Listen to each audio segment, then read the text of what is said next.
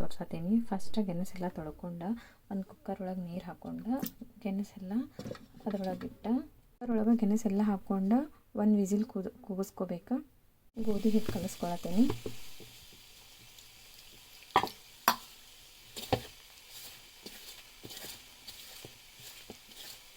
ಇದು ಸ್ವಲ್ಪ ಮೆತ್ತಗನ್ನು ಕಲಿಸ್ಕೋಬೇಕು. ಗಟ್ಟಿ ಕಲಿಸ್ಕೊಳ್ಳೋಂಗಿಲ್ಲ. ಗಟ್ಟಿ ಕಲಿಸಿದ್ರೆ ಹೋಳಿಗೆಗೆ ಹೂರಣ ತುಂಬಕ್ಕೆ ಬರೋಂಗಿಲ್ಲ. ಈಗ ಹಿಟ್ಟು ನಾದದಾಗೈತಿ. ಸ್ವಲ್ಪ ಆಯಿಲ್ ಹಾಕ್ತೀನಿ. ಆಯಿಲ್ ಹಾಕಿ ಇನ್ನೊಂದ್ಸರಿ ಚೆನ್ನಾಗಿ ಮಿಕ್ಸ್ ಮಾಡ್ಕೋಬೇಕು.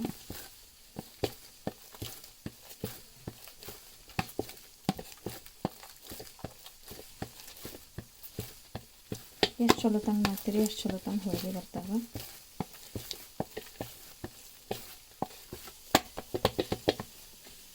ಈಗ ನೆನೆಯಾಕೆ ಬಿಡ್ಬೇಕು. ಎಲ್ಲ ಜಜ್ಜಂಗಿಲ್ಲ. ಜಜ್ಜಿದ್ರೆ ಗಂಟು ಅದ್ರೊಳಗೆ ಹರಳು ಬರ್ತೈತಿ. ಸೊ ತುರ್ಕೋಬೇಕು. ತುರ್ಕೊಂಡು ನೀಟಾಗಿ ಫೈನ್ ಪೇಸ್ಟ್ ಥರ ಮಾಡ್ಬೋದು. ಬೆಲ್ಲ ತುರ್ಕೊಳ್ಳಬೇಕು. ಜಜ್ಜಿದ್ರೆ ಹೋಳಿಗೆ ಹರಿತಾವೆ. ಈಗ ಬೆಲ್ಲ ರೆಡಿ ಆಗೈತಿ. ಇದು ಸೇಮ್ ಈಗ ಗೆಣಸ ಕುದಿಸಿದನೆ ಎಲ್ಲ ಸಿಪ್ಪಿ ತೆಗ್ದೀನಿ. ಇನ್ನು ಅದನ್ನು ತುರ್ಕೋಬೇಕು.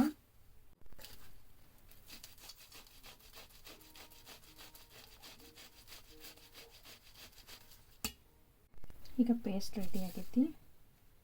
ಇವಾಗ ಹುಳಿ ಈ ಥರ ಮಾಡ್ಕೋಬೇಕು. ಫಸ್ಟ್ ರೌಂಡ್ ತಿರುಗಿಸಿ ಇಷ್ಟು ಆದಮೇಲೆ ಇದನ್ನು ಎಳ್ಕೋಬೇಕು. ಈಗ ಇದಾದ್ಮೇಲೆ ಇಷ್ಟು ಹಿಡ್ಕೊಂಡು ರೆಡಿ ಮಾಡಿಟ್ಟಿದ್ದ ಪೇಸ್ಟ್ ಈ ಥರ ತೊಗೊಂಡು ಇದ್ರೊಳಗೆ ಈ ಥರ ತಿಳ್ಕೊಬೇಕು. ಈ ಕೈಯ ಮೂಮೆಂಟ್ ಈ ಥರ ಆಗ್ತಿರ್ಬೇಕು. ಇದು ಪ್ರೆಸ್ ಆಗ್ತಿರ್ಬೇಕು. ಈಗ ನಮಗೆ ಇನ್ನೊಂದು ಚೂರು ಇದಕ್ಕೆ ಪೇಸ್ಟ್ ಹಾಕ್ಕೋಬೇಕು. ಅವಾಗ ಇನ್ನೊಂದು ಚೂರು ಪೇಸ್ಟ್ ನಾವು ತೊಗೊಂಡು ಈ ಥರ ಫಿಲ್ ಮಾಡ್ಕೋಬೇಕು.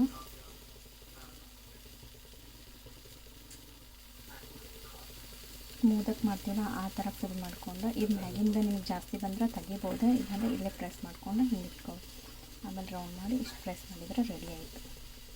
ಈ ಥರ ಪೇಪರ್ ಒಳಗೆ ಇಟ್ಕೊಂಡು ಸಾಫ್ಟಾಗಿ ಪ್ರೆಸ್ ಮಾಡಬೇಕು. ಜಾಸ್ತಿ ಜೋರು ಪ್ರೆಸ್ ಮಾಡಿದ್ರೆ ಹೋಳಿಗೆ ಹರಿತಾವೆ. ಫುಲ್ ಸಾಫ್ಟ್ ಸ್ಮೂತಾಗಿ ಮಾಡ್ಕೋಬೇಕು. ಇಲ್ಲಾಂದ್ರೆ ಹೂರು ಒಂದು ಕಡೆ ಹಿಟ್ಟು ಒಂದು ಕಡೆ ಆಗ್ತಿರ್ತೈತಿ. ಸೊ ಈ ಥರ ಸಾಫ್ಟಾಗಿ ಎಳ್ಕೊಂಡು ಹೋಗ್ತೀವಿ.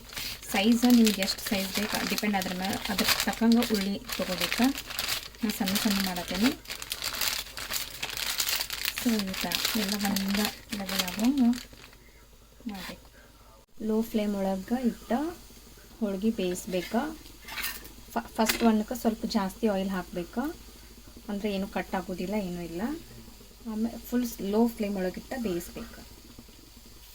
ತೊಗೊಂಡು ಹಾಕಿದ್ರೆ ರೂಢ ಐತಿ. ಸೊ ಕೈ ಒಳಗಿಂತ್ರನ ತೆಗಿ ಹಾಕ್ತದೆ. ಈಗ ಸ್ಲೋ ಫ್ಲೇಮ್ ಒಳಗಿಟ್ಟು ಬೇಯಿಸ್ಬೇಕು. ಅಂದ್ರೆ ನೀಟಾಗಿ ಬೇಯ್ತೈತಿ. ಎಲ್ಲಿ ಹೊತ್ತಂಗಿಲ್ಲ, ಏನೂ ಆಗಂಗಿಲ್ಲ. ಈ ಥರ ಬರ್ತಾವೆ.